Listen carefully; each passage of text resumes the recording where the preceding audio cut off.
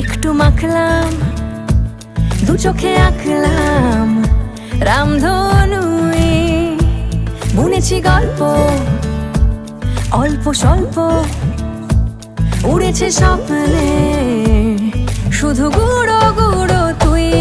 আমি সোনা কাঠি ছুঁই নাকি রূপ কাঠি ছুঁই, আমি জানি না কিছুই কাকে